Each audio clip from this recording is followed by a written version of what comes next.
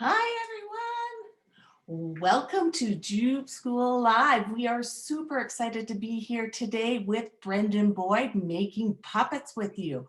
I'm Karen, and I am the Cultural Development Specialist at the Jubilee Auditorium. Hi, and I'm Carly. Oh my goodness. Janet wanted to say something, Carly. One sec. Janet. What, Janet? She gets a little shy. Hold on. I know we're getting there. Okay, Janet wanted me to send a great big thank you out to Global TV in Edmonton and Calgary. Yes, for they have partnered with us on their Global Family Zone. So thanks for watching and being a part with us. Okay. Hi, I'm Carly. I'm the Community Engagement Coordinator at the Jubilee Auditorium, and we're so excited to have you all here to work with us today. Throughout the workshop, feel free to ask any questions that you have for Brendan right in the chat on YouTube. I will be watching and we will pop in and out and ask Brendan your questions. You can find us on all of our social media platforms at Jube School. We are on Twitter, Facebook, Pinterest, and Instagram. So send us your progress photos. Send us what you create. We're so excited to see them. Now I'd like to introduce you to our artist for today, Brendan Boyd. Hello, hi everyone. I'm Brendan James Boyd, and I am a puppet builder and puppeteer. I'm actually, right now, I'm an art director and creative project coordinator for a company called Bold Raven Effects. But for many years, puppets were my jam, and I did puppetry on and off for a better part of 15 years. I've built puppets that have been seen on stages and screens all across the world. We've done some really cool stuff, and I still do puppets quite a bit. And I'm really excited to share a really simple puppet craft that you can do at home today. Awesome, let's get started. Okay, cool. So this is an old pattern that I've been making for years with people because it's just a really fun way to make a simple moving mouth puppet. I do a lot of moving mouth puppets, kind of like the Muppets and characters like that. I like to do voices, so I always make puppets that talk because I like to make silly voices. So I need to find a body or a shape for that silly voice. So there are a lot of different types of puppets out there, and I've done everything from marionettes to rod puppets to anything and everything in between. Right now I do a lot of animatronics and puppets for horror movies and monsters and things like that. But I love moving mouth puppets, and that's what I'm going to teach you how to make today, is a really simple moving mouth puppet. I'm going to preface this with a fact, which is when we work with moving mouth puppets, we practice just using our thumb. When you're working with a kind of a Muppet hand and rod style puppet, you don't want the puppet to talk like this because it's kind of a sloppy performance technique. So we work a lot with just using our thumb like this. And the puppet I'm going to make with you is a really good way to it's a great way to practice those motor skills. It's a little easier than doing this. And it just kind of forces your hand to use your thumb or whichever finger you prefer. But yeah, this is kind of a great practice puppet for anyone who's interested in getting better at working with moving mouth puppets. So let's jump in, I guess. So so everything here is upside down on my end, but I'll try to remember to face it right side up. So this is a simple puppet pal, and this is something you can make at home. If you do have a sewing machine, you can later use the same technique to sew this, but I'm going to show you how to do it with just a glue gun. Often when we go into schools and we work with kids and stuff, we don't have 15 sewing machines. So we came up with a way to do this with a simple glue gun. It's a really simple puppet. Put your hand inside. It's got kind of little like kind of little mouth. Kind of reminds me of, Beaker from the Muppets. A lot of early Muppet type characters had mouths like this. It also kind of reminds me of an oven mitt. So if you're in a pinch and you need to make yourself a new oven mitt, here's a pattern for an oven mitt. But yeah, so we're going to make one of these today. So what you're going to start with, if I clear some space here. What you're going to start with is a piece of paper.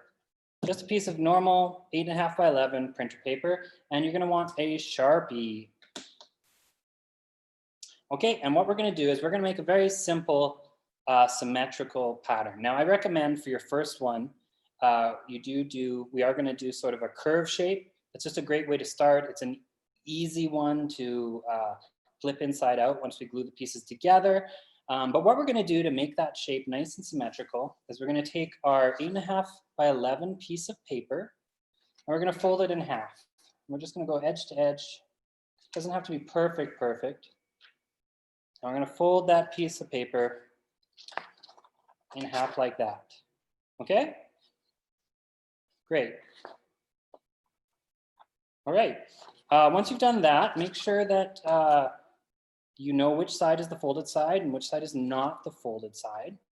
And what I want you to do is quite simply put your hand down, your palm down, go to the bottom of the paper and place your hand kind of at the bottom of the paper and put your middle finger on the folded side, kind of up there like that. Just like that, okay?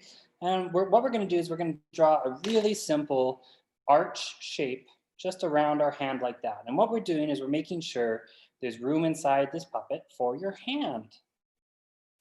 So I'm gonna go a little bigger, and I recommend just going about, 2 fingers width away from your hand, if that helps at all.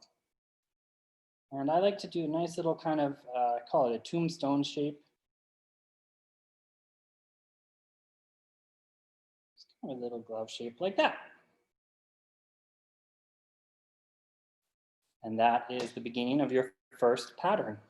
A lot of things, when I'm trying to make really nice looking shapes, I'll start with a piece of paper that's folded in half, or a piece of fabric that's folded in half. And it's not super precise, but it's a good way to get a pretty symmetrical looking shape. Okay, now you're gonna grab a pair of scissors. Okay, and keeping your paper folded, very important, we're gonna cut out the shape we just drew. And make sure your the two sides of paper stay together. Sometimes they'll kind of drift apart while you're doing this and you've got a funky shape. It's not the end of the world if the shape isn't perfect, but make sure you stay outside your line as best as possible. You wanna make sure you're not taking away room from your hand. Okay, and get rid of your scraps. So, voila, you have your first pattern piece, just like that. If you put your hand on it, your hand still fits in it. I might have to trim mine down a little bit because of the size of felt I have here. But so that's your first pattern piece, just like that. Great. So next we're gonna make a little mouth pattern. So just like the first time, you take another piece of paper, and you're gonna fold it in half. If you have scraps from the previous piece of paper too that, oh no, it probably won't be big enough. Let's go with a new piece of paper. Scratch that. Just trying to think about how to conserve paper.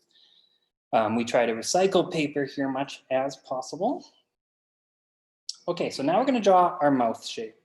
Now, if you saw my little kitty cat here, we're just gonna do a basic little arch mouth. Now, you don't have you could maybe make it a rectangle if you wanted to, but I wouldn't make it, we're not gonna make a flat mouth on this one.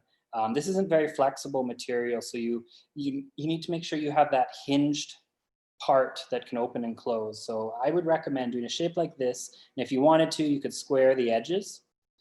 So what you're gonna do is about halfway up your paper, and take your thumb, just take your thumb really quickly. If you're right-handed, I would recommend using your right hand because that's probably the hand you'll use to puppet. If you're left-handed, use your left hand, use your dominant hand. Just take your thumb really quickly, and with your left hand, so I'm laying it on the paper there, I'm just gonna mark how long my thumb is. And that's on the folded side. So this is on the side that's been folded. This is not the side that's open, right? So this is on the fold side. Again, we're gonna be cutting this and flattening it out. So Where you drew your thumb marks, you're gonna go and draw another little curve.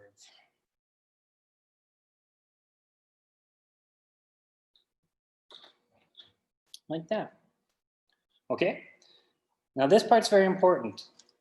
What you're gonna do is you can use anything you have kicking around to kind of measure how long that was.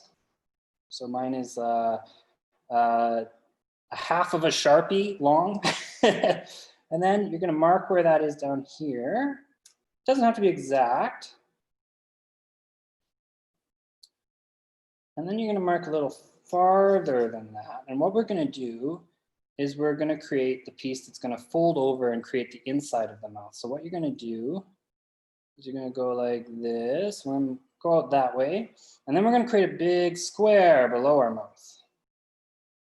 It's probably a little longer than my piece there. Yeah, that's probably way too big on mine.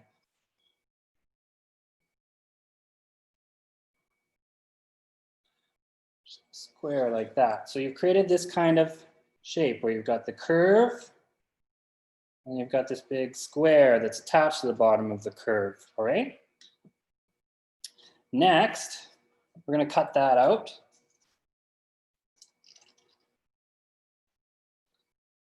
It's so quiet. I'm so used to doing this with a classroom full of people that this at home online thing is all new to me. Great, so like that, we're just gonna cut our shape out. Again, you're keeping your pieces of paper folded.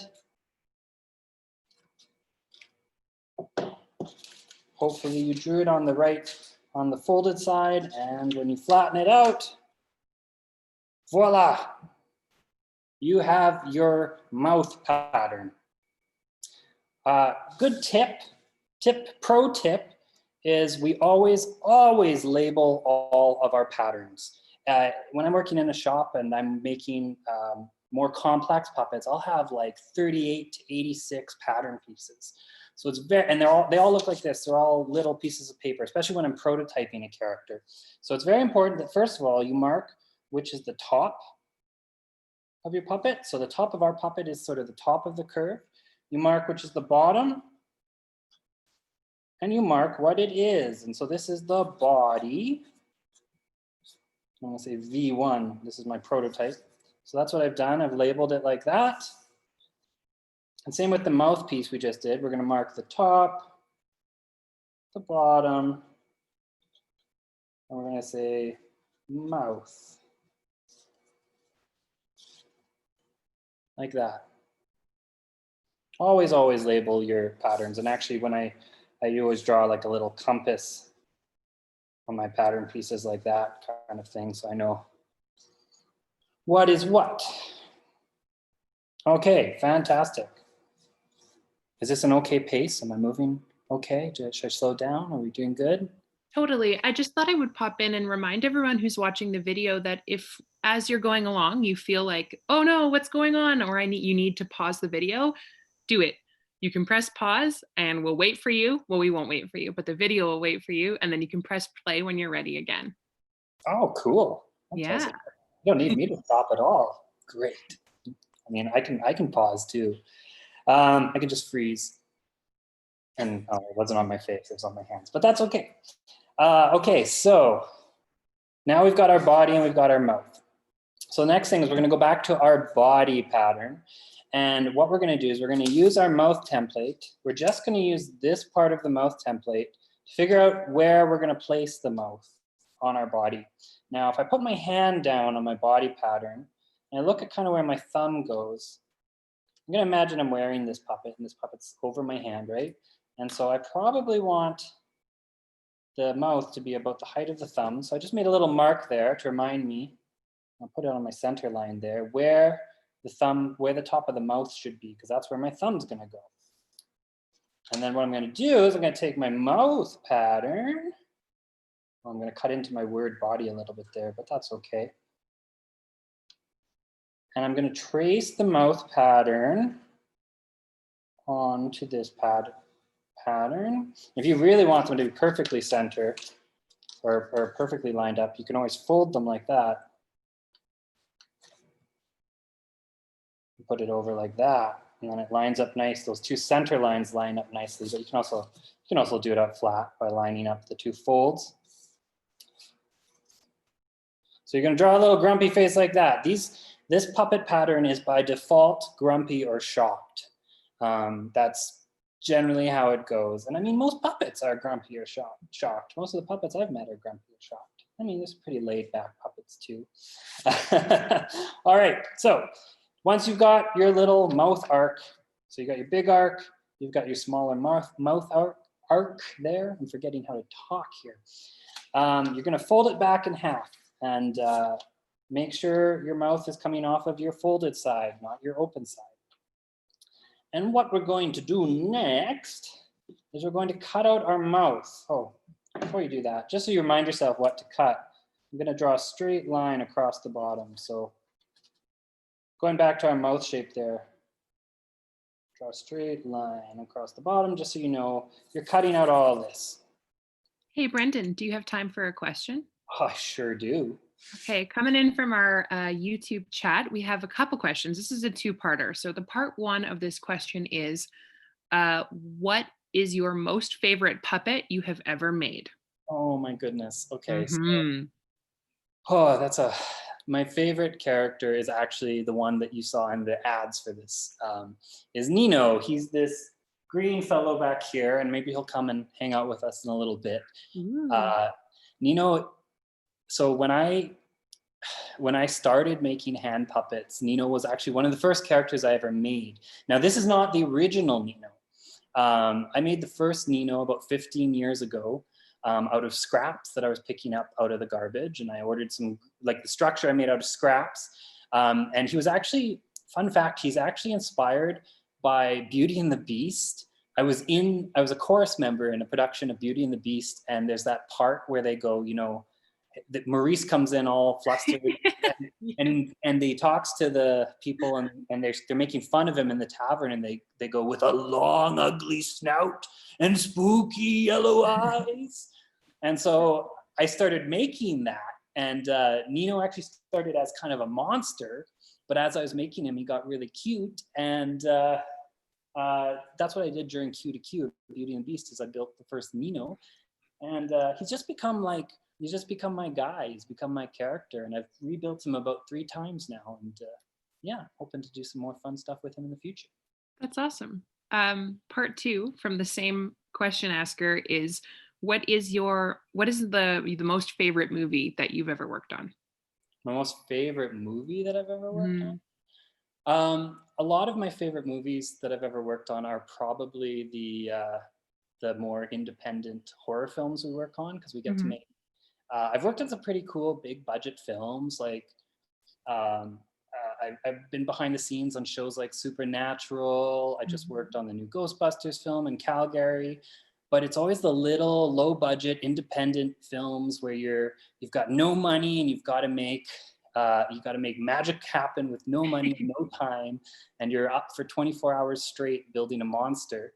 The two top ones are this. I don't know if I should name the movies, because I don't want family audiences should not Google these movies. I'm just saying that. But one is a recent one we did here in Edmonton called 5-Course Meal.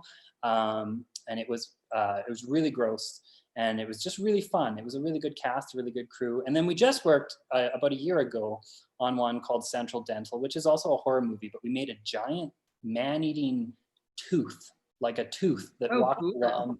And it was just, yeah, it's probably and the whole movie is black and white. So for the blood, we just used chocolate syrup. We didn't color it or anything. And I was drenched in head to toe in chocolate syrup for about 20 hours. And it was the time of my life. Awesome. Well, I know Mrs. Kind's grade 1 class, you specifically do not Google those names. We don't want you watching those. Yes. Okay, well, thanks, Brendan. You can proceed. Okay. That's the hard part about my career, is that I do kid stuff, but I also do a lot of horror, and it's sad when you can't tell every audience about what you work on. Okay, back to our pattern. Thanks for the questions. Those were great. So this pattern here, we've got our mouth marked out. So we're going to fold it back in half, right? And so the open side's here, the fold is here. We're going to cut on the fold again, and we're going to cut out that little mouth arc shape. Again, make sure your two pieces of paper stay together. If it's not perfect, that's all right.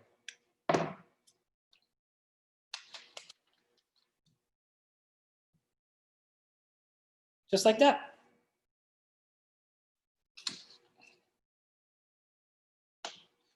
Oh yes, very important. If you need to, go back and trim it. Make sure on this one, when I do patterning, I'm usually very precise about whether I cut inside the line or outside the line. It doesn't matter as much on this puppet, but on the mouth, make sure you cut outside the line. So the traced part, the part you drew, make sure you cut that all out. Okay, and then we're gonna go back to this piece, fold it back in half. So this is our mouthpiece. And just where the little curve is, make sure you cut inside the line. The square part doesn't matter as much. The bottom part doesn't matter, but just make sure you cut inside the line on this one and outside the line on that one. And then when you line them up, this one should be a little smaller than the one on your body.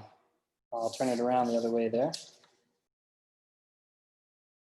So it should line up kind of like that. And you probably can't see, but there's a bit of a gap between the mouthpiece and the body piece.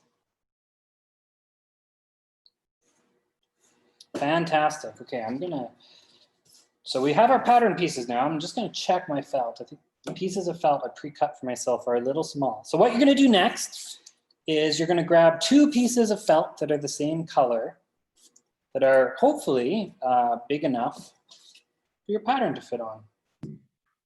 Hey, Brendan. Yes? Do they have to be the same color? No, by all means. If you want to mix colors or if you don't have two matching colors, you can have a lot of fun with this. And you can use all sorts of materials. I'm just using felt because it's readily available and everyone knows what it is. But you can use other fabric, you can use foam. I wouldn't use fun foam for this. But if you want to mix and match colors and have a two different color sided puppet, that's fine too. Awesome, thanks. Yeah, thanks for asking. Okay, so now I'm just gonna, so my pattern didn't quite fit on the piece of felt, so I'm gonna just go in and trim mine up a little bit. Hopefully you have a big enough sheet of felt that your pattern fits on it.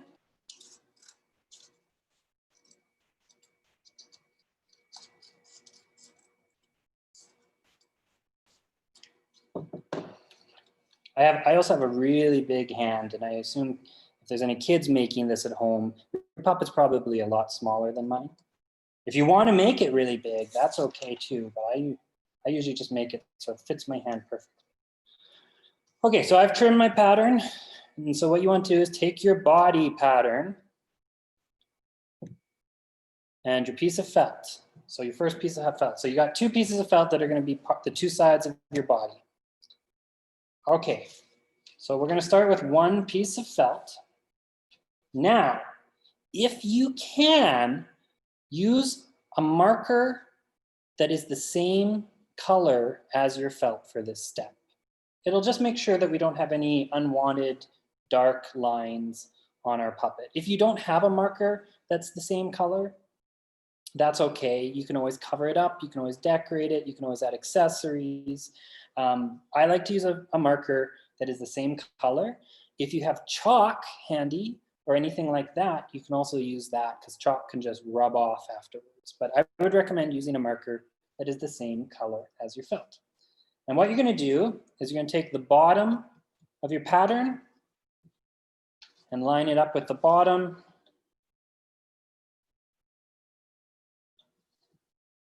of your felt, like that. And we're going to trace this out on our felt. And we're going to trace out the whole curve. And we're going to trace out the curve of the mouth as well in this piece. We're not going to trace out the bottom square. You can if you want to, but you don't need to trace out that bottom line of the mouth. You just want to go around in here and then around the body on your felt. So now I'm going to do that.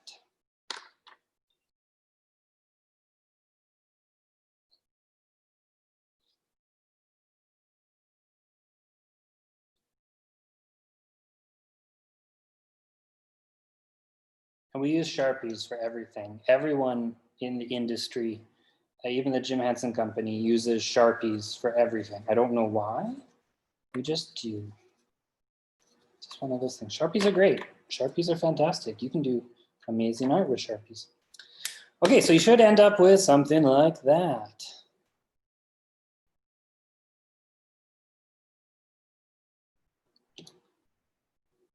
So you've got your parts traced out, and you see a little mouth, and we've got the beginning of our little puppet here.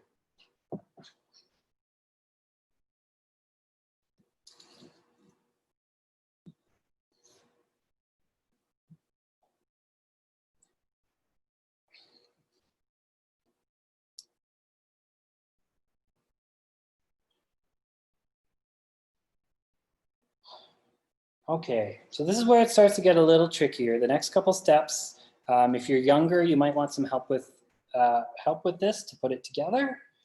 This next part we can do together. This one on your second piece of felt, you're going to take that same body pattern again, and we're going to trace the whole outside of it, but we're not going to do the mouth on this one. We're just going to do the outside arc.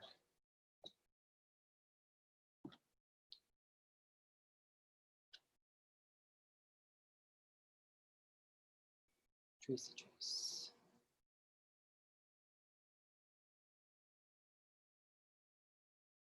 Like that.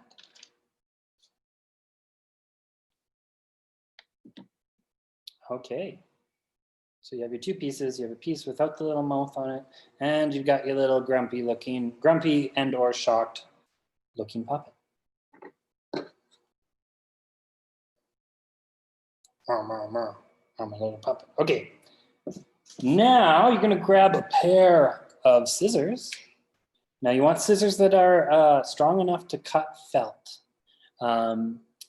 Safety scissors might be a little too gentle to cut felt. So if there's, I don't know if there's any kids at home doing this, but if you've got some parents and some good sharp scissors, this would be a good time for parents to jump in and help.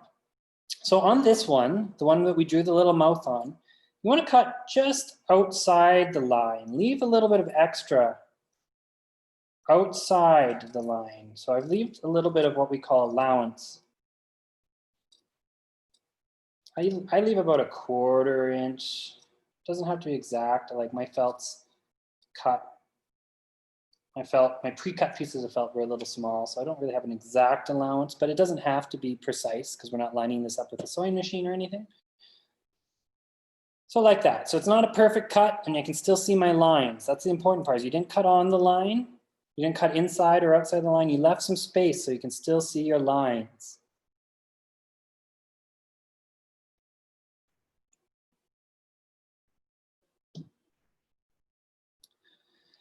And then next, this part can be really tricky.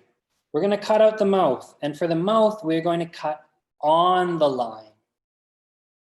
The tip is, you see where it kind of goes straight on the sides? If you just fold your fabric, make sure those two lines are kind of lined up on either side. You can take your scissors and you can make a little snip and just start a little hole. Sometimes the back of the scissors works a little better than the front of the scissors. And then you've got a little hole that you can put your scissors through. And then you can start cutting out the mouth. And we want this one to be pretty nice. It doesn't have to be perfect. You want to take your time with cutting out the mouth. You'd like to make a nice little mouth shape for your puppet. Don't want it to be too jaggedy, but if it is too jaggedy, that's okay. If it's not perfect, we can add teeth, we can add lips. Okay, so you've cut out your mouth. And you got something like that. So you got this little flap now.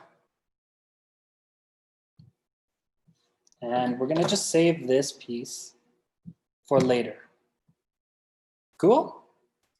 Great, so you should have that. Moving onward.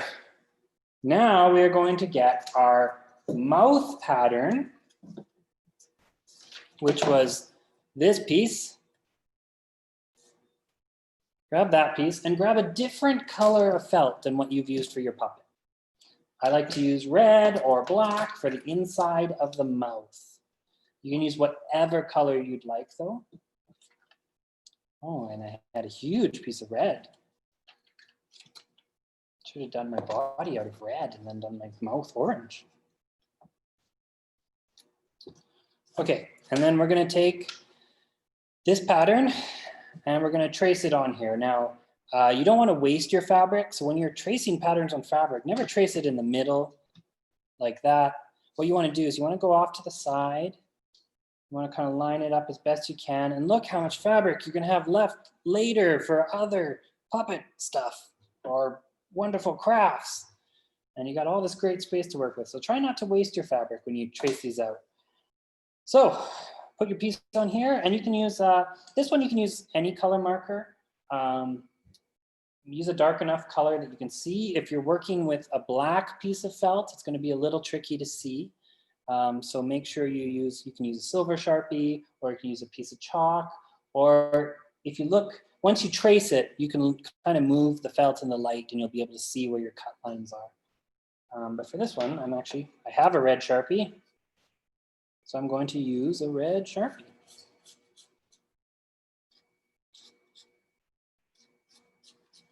Trace out a mouth piece. Oh, at this time, I should also remind everyone, if you haven't already, plug in your glue guns. Please, Karen was very kind to remind me to plug in my glue gun before we started this. I always forget to plug in the glue gun and then you go to glue and you don't have, you're like, now I gotta wait for this to warm up. So plug in your glue guns now. Good reminder, Brendan. Okay, so once you've traced out your mouth, you're gonna cut that shape out and you can cut inside the line. And I just cut off my excess felt first.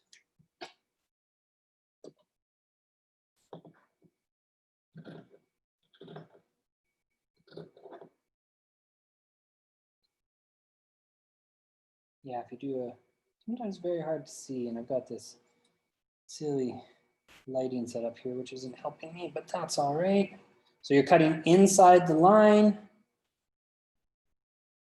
I like to use the very back corner of my scissors to cut felt. So these scissors are my crafting scissors, so they've been through a lot. They're not the sharpest scissors in the world.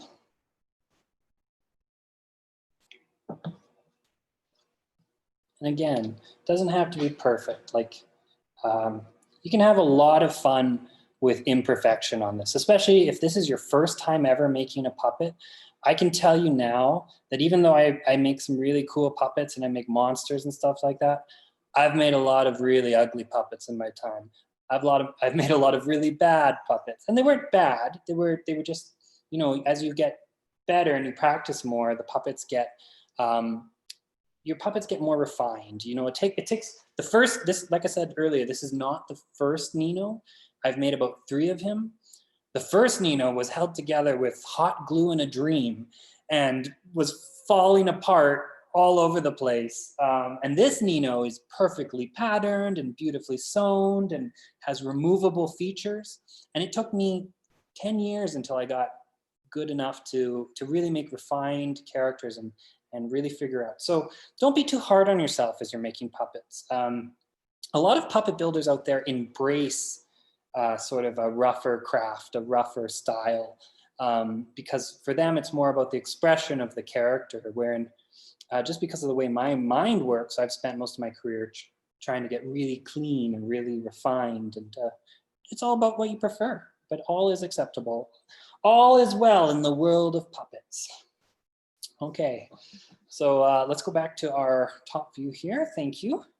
Okay, so we're gonna grab our mouth part here with the little flap, and we're gonna grab the piece of felt we just cut out. So we got those 2 pieces.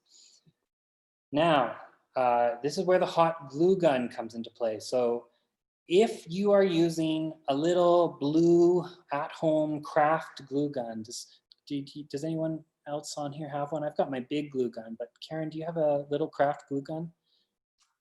Not on me, but yes. Okay, well, so if I could show you, but if you have a smaller glue gun, you know the type, they're usually blue or pink, and they will need a little more time, and you'll have to go a little slower to get a good adhesion, because if you've worked with hot glue before, what will happen is you'll do a big piece of hot glue, and by the time you go back to stick your parts together, that glue will have already dried. So you might have to go piece by piece, and you know what, I'll do it that way anyway, so you can see, and you go piece by piece, and just do a little bit at a time. Okay. Sorry, Karen, what? I said that's a great suggestion. Yeah, take your time with hot glue, because hot glue is all that's, like I said, we're gonna hold these puppets together with hot glue in a dream, so we're gonna take our time. I have made so many things that are held together by hot glue in a dream. You have, especially in those 24-hour builds and things like that. So, okay, so we've got our puppet here. We've got our line. You cut on your line. What I try to do, general rule of thumb, is I never put hot glue on, I never put a hot glue on a piece that's flapping around like this that I'm holding in my hand. I always try to put hot glue down onto a surface and then attach whatever I'm attaching to that surface, because if you have hot glue on a piece like this, and I cover this in a whole bunch of burning hot glue, there's very high likelihood that this will flip over onto my hand, or I'll accidentally put it down on the table, or I'll drop it. You never want to put your hot glue, it's not always totally avoidable, but you want to try not to put your hot glue on the little flappy piece you're holding in your hand. You always want to try to put it down on the solid surface that's holding still. That said, make sure you don't put your hand down on the hot glue on that surface either. I've been there, done that. I have many hot glue gun burns. I don't think I feel in my hands anymore because I've had so many hot glue gun burns. So you're gonna take your hot glue gun, and what we're gonna do is we've got our little arc here, and we're gonna glue on the inside of the line, maybe just a little bit farther. So maybe a quarter of an inch, just a little bit on the inside of that line. So I'm gonna do just a little bit at a time. I'm gonna do half the mouth and then the other half. So I'm gonna take my hot glue gun, which is warmed up, but is too warm, so it's backed up. I'm gonna glue just about halfway like that. And then I'm gonna take my mouthpiece before that glue dries, and I'm gonna line it up and put it on top like that. Okay, so I've glued that down to the glue, but your mouth should still be able to open and close, but now the red is attached to this arc. And make sure with hot glue and felt, the wonderful thing about hot glue is it burns synthetic materials together. It melts them together.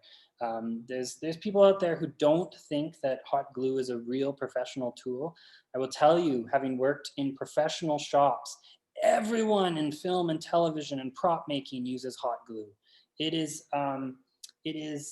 a staple of every shop, and maybe we don't use it for the same things other people would use it for, but we use hot glue a lot, and it's a, you know, sometimes we even use it for detail on things. Sometimes we use it, we don't use it structurally a lot. Like I think that's the biggest difference, is when you get into more professional builds, you're using stronger and glues and faster glues. But hot glue is a real tool, and I will fight for it. And I will always have a hot glue gun in my kit. Although I do have a pretty heavy duty hot glue gun. I have an even fancier one than this. And we use pretty good glue. That's a whole different video I could do about the sourcing out quality hot glue. Okay, so now we're gonna go back to our puppet. Sorry guys, I go on tangents a lot. So we did half of our mouth, right? So we've got it glued on like that. We're gonna pull our red back out of the way, and we're gonna glue the other half of the mouth. Again, just a little bit inside, not right on the line, not right on the outside. Just the rest of that arc, and then we're gonna put our fabric down on top of it, and we're gonna squish it in. and press it down. Now you don't want to glue on the inside. You don't want to glue across the bottom of this arc. You want to keep that open. You just want to glue the arc and make sure that flap can still work. And let your hot glue dry. The other thing is all of the materials we're working with here are insulators, which means they will keep in the heat. So when you're working with hot glue, which is hot, and an insulator, it's going to stay warmer for a little longer. So you're going to want to make sure that you let your pieces cool down. Make sure the hot glue gun dries before you, or the hot glue dries before you get to the next step. Again, you don't want to burn yourself. It's awful. I've done it a lot. It hurts. And if you do burn yourself, go find a running tap right away and run that burn under cold water. That's the best thing you can do for it, and it will sting for a little while, and it might blister. Once I was really tired once, and I was standing talking to my crew with my hot glue like this, and the glue was just drizzling out of the nozzle, and I was wearing shorts, and all this big clump of steaming hot glue landed right on my kneecap, and it was the worst burn ever. It hurts. It's a great tool, but it's a painful tool. I don't know. Safety. You have to. You learn to. You learn how to be safe with your tools. Okay, so our mouth should be dry. Let's do a quick test here. Let's make sure that you can still get your finger in there. So a little flap. Whoa, sorry, I'm getting used to the camera here. Little flap, and then if you flip it over, you should be able to go rah, rah, rah, rah, rah. So what you've done is you've created a little pocket for your finger to go in, and that's where your thumb's gonna go when we have our puppet. Whoa. Okay, now this part is super important. What you're gonna do now is I guess I'll talk you through it and then I'll do it. See this part around here. Now, not on the line, but just like maybe again, a finger's width. So if you put your finger all around the mouth, you don't want to go you want to leave a finger's width gap between here and here. And just a little farther away from this line, we're going to glue around here. And then we're going to take this piece and we're going to fold it up like that. Okay? So again, I'll demonstrate. So remember, not right on the line, a little bit away from the line, and we'll do half at a time because your glue gun might not be as fast. So I did half, and then we fold up, press it down.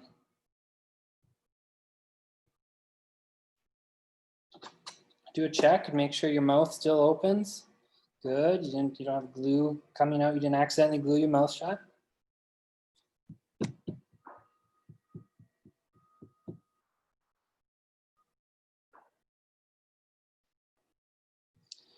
And then when you're ready, when your glue's dry, you can go back and do the other half. So just pull your felt back a little bit. Remember, you're leaving a finger's width between the mouth opening on the outside there, and we're gonna press that down. So that's all glued down.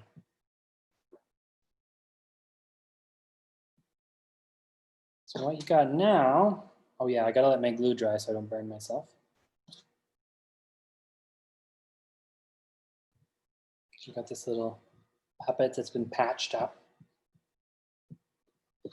Flip it over, make sure your mouth still opens. Look at that. We've got the inside of the mouth and we've got the sort of the inside of the bottom jaw there too. So we've got a little moving mouth mechanism, which is fantastic. We've got a little flap, a little mitt. And we're gonna, this is the boring part. Fun part is when we get to start to decorate these. That's the best part, is when you're starting to create a character. I think that's, yeah. Did you, or how or where did you learn to do this? Back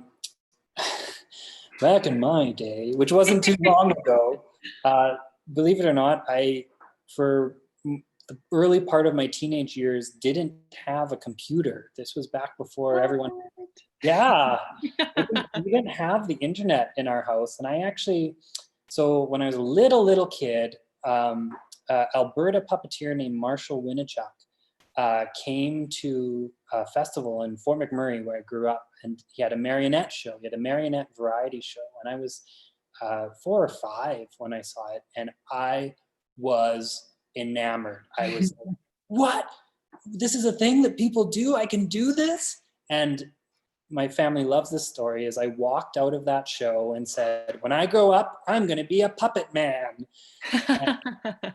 And then for many years, the same puppeteer performer came back to the festival, and my family we'd stick around after the show, and I'd talk to him and I'd say, like, how do you figure this out? How do you do this? And he basically said, go to your local library.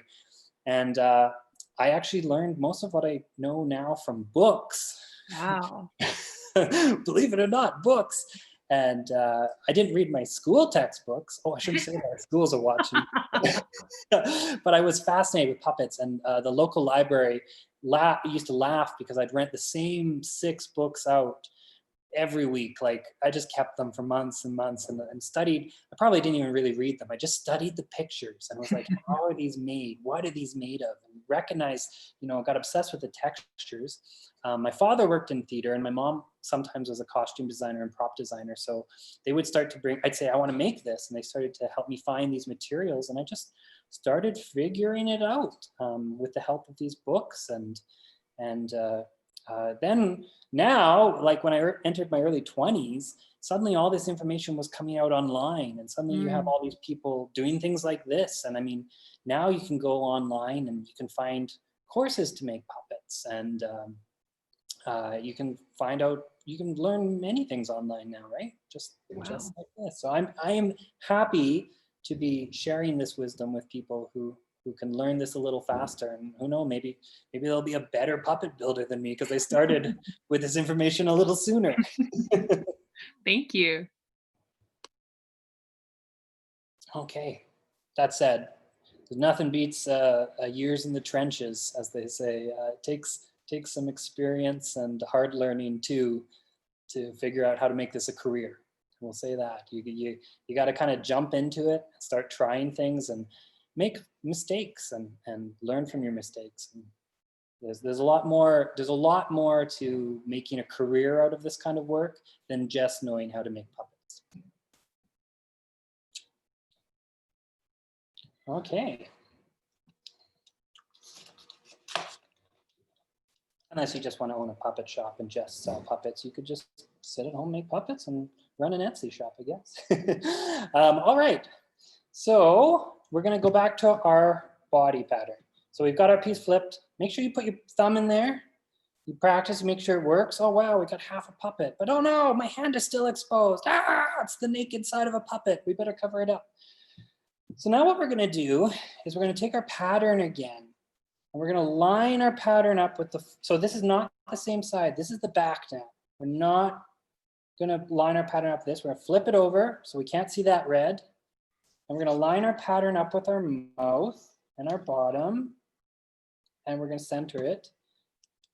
And we're going to trace again with the same colored Sharpie. So remember I said if you have a Sharpie that is the same color of your felt, you're going to trace around that. And we're going to give ourselves a guide for gluing this together.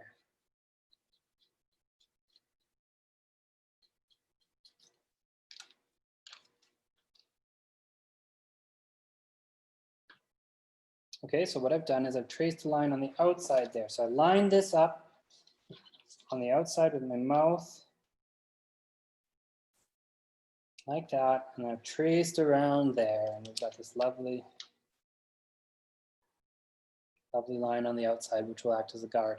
And this is where it's nice to have the same colored Sharpie, because there's a chance that you might see a little bit of this when we finish our puppet, and if it's orange, it's just a part of him. I mean, but again, if you don't have the same colored Sharpie, if you use a different color, that's fine. We can always build it into the look of the character.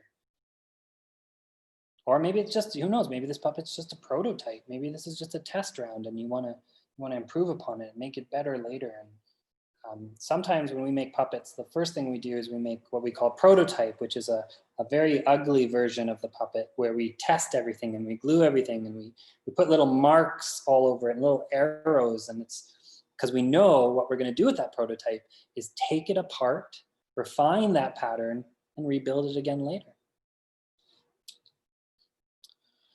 Okie dokie. Now this next part. Okay, so you're going to get your other piece of felt again. Now, you didn't really need to trace it out on here, but I like to trace it out because then I know I'm not wasting fabric. Then I know how much fabric I need for the second half. But yeah, I like to keep this, but you don't need to cut this out because what we're going to do is we're going to glue on the front of our puppet here where we just drew that line. So make sure the mouth is forward, not on this side. On this side, we're going to glue along here. And then we're going to take this piece and we're going to flip it on top and we're going to press over that. Now, if you want to, since we're going to glue a little bit at a time, since we did draw both lines, you can line those lines up along the side because we're only going to glue a little bit at a time. It's very important when you do this step, so make sure you got it face up, and we're going to be putting the glue on this surface. And what we're going to do is we're going to glue just outside the line. There should be a little bit extra. If not, you can glue right on the line too. That might be a little easier for you. Actually, just glue right on the line all the way around. We're going to do a little bit of time, a little bit at a time, and it's very important that you don't go too thin with the hot glue. You want to get a good even line of hot glue along there, and really do a little bit at a time, and we'll press it on really strong because this is our seam line, and this is going to hold the whole puppet together when we flip it inside out. Actually, I'm going to put the line part on the outside like that. So I've got the part I traced on this felt on the outside, so I can see where the lines are going to line up. So I got my two lines and my line here, and then when I glue, I'll know that, okay, I want to try to line those lines up like that. And if this piece has you might want to leave a little bit of extra on this piece. If you haven't already, if you cut it out already, that's fine. That could also work. But I leave a little bit of extra. I'm just being lazy, and then I trim it off afterwards. But if you leave a little extra, you have a little bit more room for error. Okay, so going to this piece with your hot glue gun, a little bit at a time. I'm going to go on the line. As I said, that's going to be a little easier. I'm going to do a little bit of hot glue. And you see how thick my hot glue line is there? I'll hold it up to the camera maybe. I've got a pretty thick hot glue line there.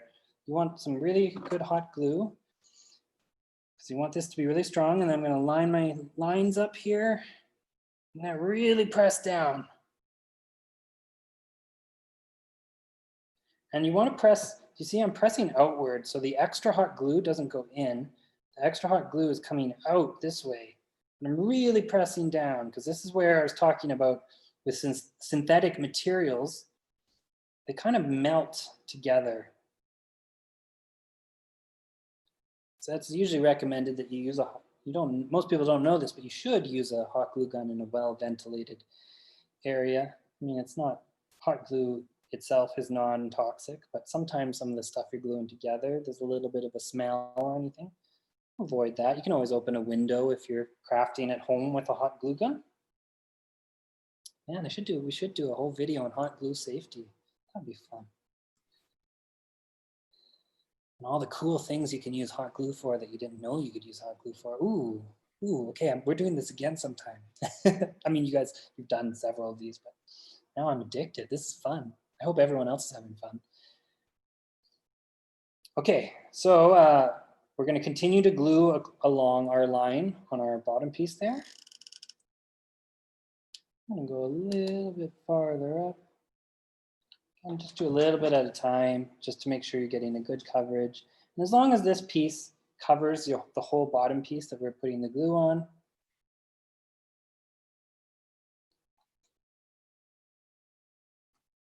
such a silly little puppet. Remember to really press it down and watch out for that hot glue. It'll bite you. It will hurt. Okay, Oh, I glued my table. Sorry, Alana. My coworker, it's actually technically her table, so. Okay, we're gonna glue the rest. We're following that line we drew on the front of our puppet. Just doing a little bit at a time so we make sure we got an even hot glue. Even amount of hot glue all the way around, and we're really pressing it in. You see I've still got this part to do. I'm still following the line.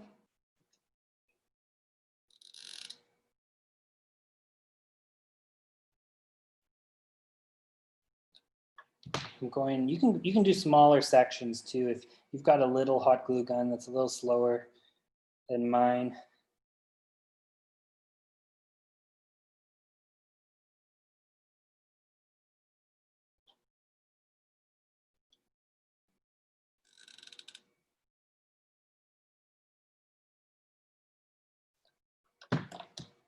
And do smaller sections at a time. So I've glued all the way around my shape. I've got this big piece on top of it. Really pressing down and making sure those sides are really glued down. When I flip it over, it looks something like that. So I got my two pieces glued together, but I can still get my hand inside there. Now don't put your hand inside until you made sure your hot glue is dry. Make sure it dries, because like I said, these are insulators. This fabric is meant to keep people warm, so it's keeping the hot glue gun warm and it's slowing down the curing of the hot glue or the drying of the hot glue. Oh good, the glue will just come off this table. You can always put, when you're working with crafts like this or hot glue, you can always put brown craft paper down on the table. Sometimes I put tin foil under my hot glue. My hot glue gun has a really nice stand, but sometimes you don't have a stand or the little stand is missing. So I recommend you lay it down on some tin foil or something that's easy to, something that won't get your surface all covered in hot glue. Or maybe you just have a hot glue desk.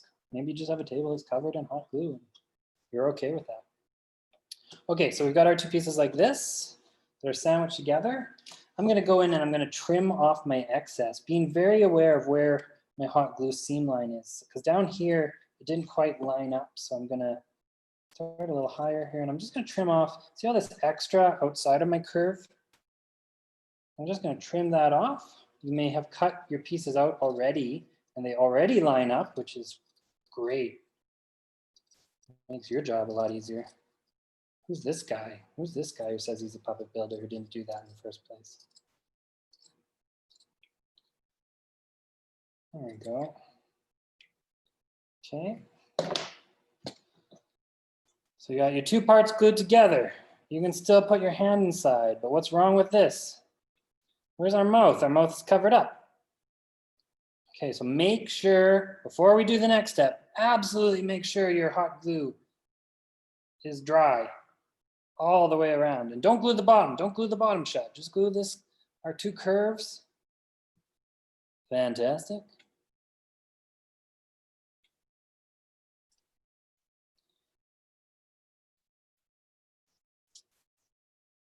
Okay. And now, so we've got our two flat sides. This is the best part, but be very careful with this. Be very gentle. You're going to flip this whole thing inside out and be very gentle so you don't rip that glue seam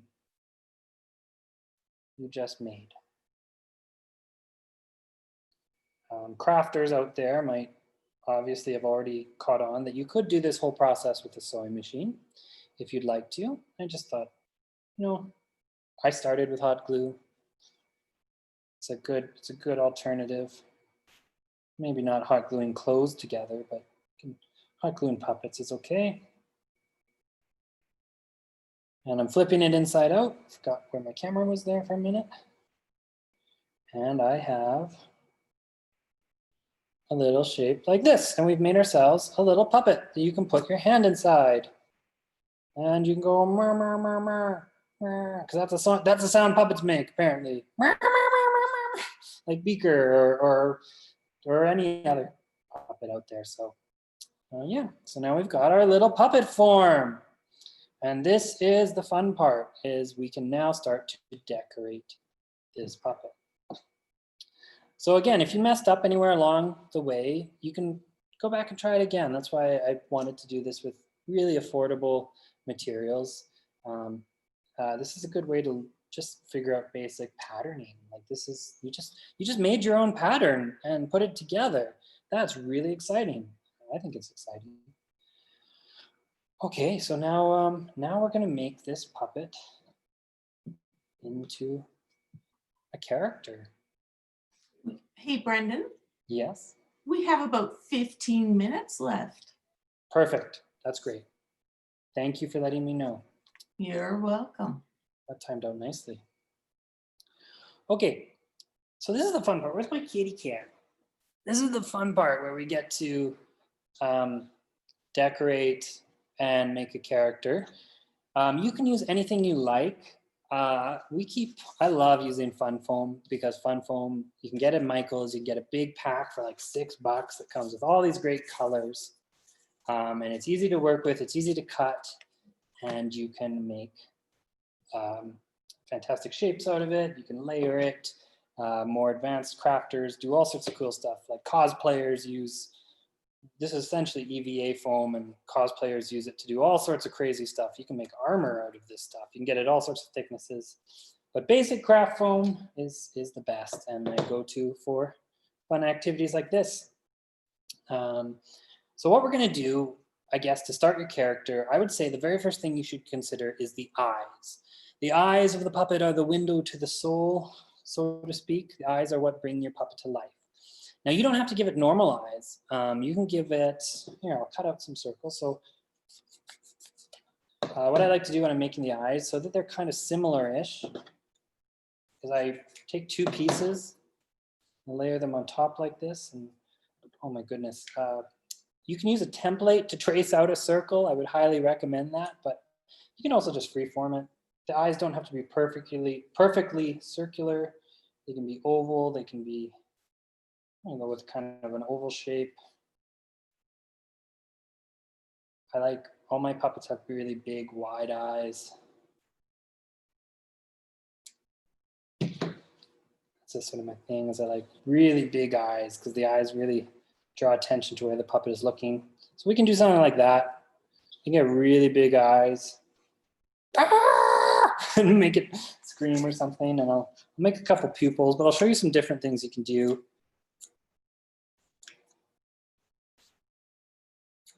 Make some little pupils, they won't be perfect circles. I have all sorts of cool tools for making circles and little punches and stuff, but sometimes it's fun just to do it the old-fashioned way. So we can do just two little basic eyes like that, and then you've got just a little shocked guy or girl or whatever pronouns your puppet prefers. You could also do one eye. You could also do like a one-eyed monster like that. That's kind of fun. Kind of like a little alien, or you know, you can do a different type of pupil. Do like a little like cat eye or snake eye. Looks like Kang or Kodos from, you know, those two aliens from The Simpsons or something. I'm gonna give my guy, my little pal here, 2 eyes. Something like that is kind of fun. We can also give it teeth. We can give it teeth. We can give it a little, like, I don't have any white, but I've got some yellow here, and I can make little.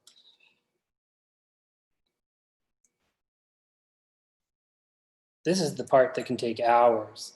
And anyone who does this with kids will know that kids can decorate their puppets for hours. And when we're making puppets professionally, it's usually the finishing that takes the longest too, trying to get the details, get the character, really nail in the character. So I'm gonna give mine a pair of buck teeth there. It's kind of fun. And then I wanna give character a little tongue. When I make tongues, I do the same thing I did with the pattern, is I fold a little piece piece of foam in half and do half the tongue, and I kind of do like a little heart shape.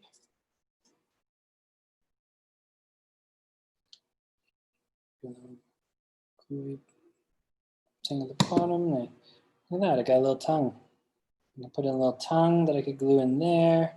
Give me a little tongue, and that's a nice little piece of added detail, and it creates movement in the design when the mouth opens and there's more color and there's more texture.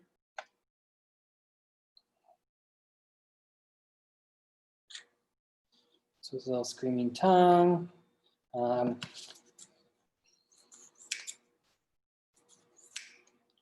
Maybe I'll give my guy some little circles under his eyes here.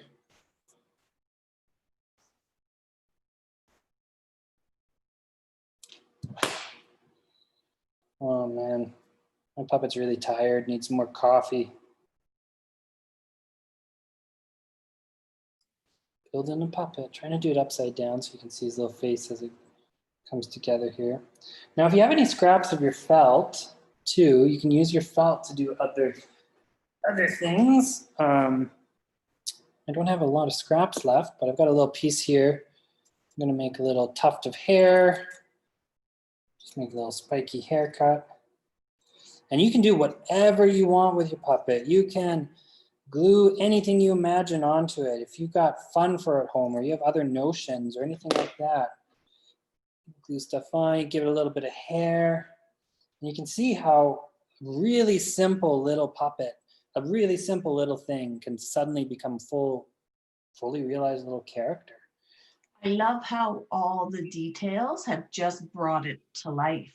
Yeah. Right? The big eyes, the little hair, it really has a bit of a personality now. The eyes really do it. Sometimes when we're in our shop, we make the eyes as we go along on the puppets, like the ones you see behind me here.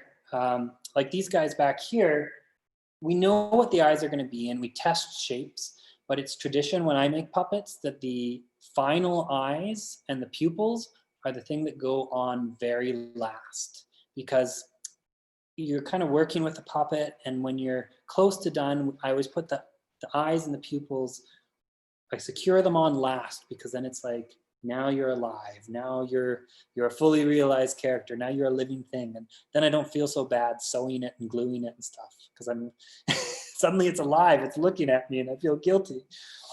I'm also going to give my puppet some arms here, because that's kind of fun. Let's cut up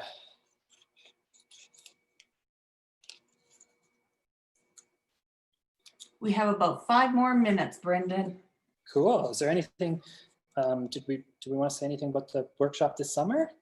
Oh, you bet.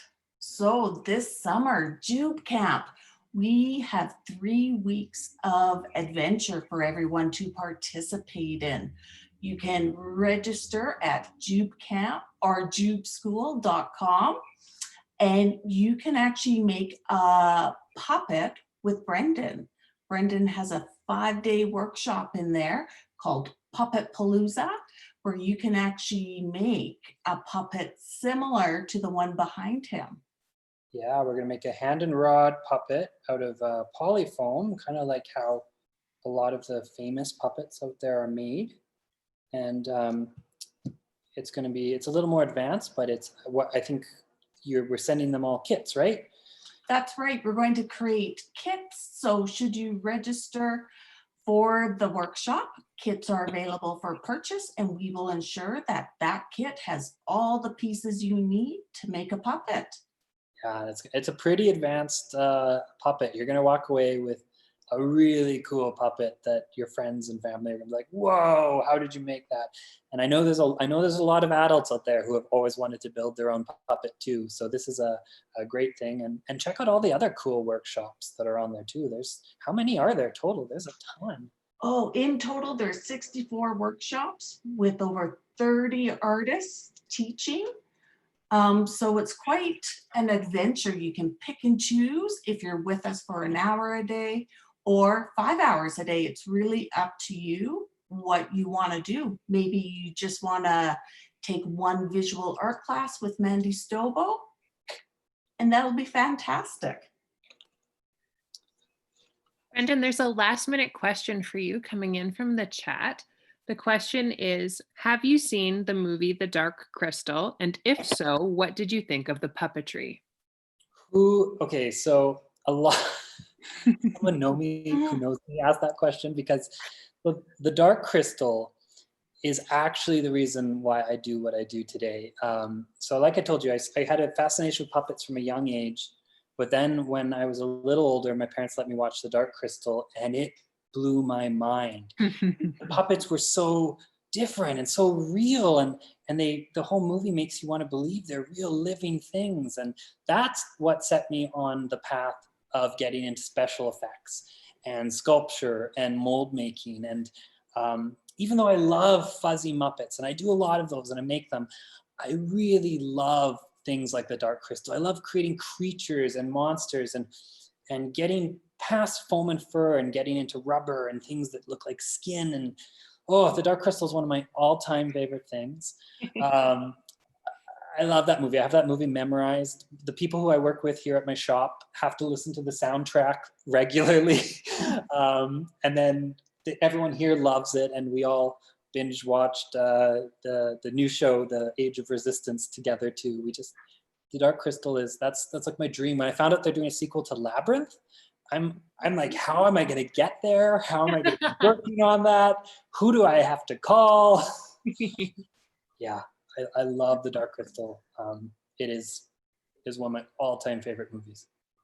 I just wanted to remind anybody who's watching this video, not live, so maybe later at another time, if you have any questions for Brendan, feel free to send us a message on Instagram or Twitter or Facebook, and we can get them to him and we'll get the answer to you. Absolutely. Brendan, as we wrap up, I'll just change. So how are you attaching all your little pieces on? So I would just attach all of these with hot glue. I like to cut out all my pieces and kind of play around first before I glue them on. I know that, yeah, I like to give my guy a little bow tie here, give him some little arms, and I like to play around, test everything, make sure I like the colors I chose, like where I laid it out, and then I'll just use my hot glue gun again. And I will glue it all on once I'm ready to commit. The great thing about felt is you can also color it with Sharpies. Yeah, you can put more felt on, you can find other fabrics. If you really want, you can make your puppet a full wardrobe. You can go as far with decorating it as you want. I like clean and simple, but some people can go really elaborate with it and just have the best time. Yeah. Awesome. Well, maybe we'll let our audience create their puppets. And then share them with us at Jube School on Instagram, Facebook, Please Pinterest, do. Twitter. We would love to see them. What's your handle, Brendan? How do they tag you in this? If you want to tag me, you can tag either me or my company. I'm at Skelemo on Instagram, SKELEMO, or you can look up our company, Bold Raven Effects, and we're on Instagram and Facebook, and we have a very outdated website, which will be updated someday when we're not super busy. And yeah, follow us, check it out, see some of the other work we do. Awesome. We are back on June 23rd with Next Jube School Live, making some juggling balls and learning how to juggle with Dean Barham from the Green Fools. So that'll be a fun workshop, learning how to juggle, learning a new skill.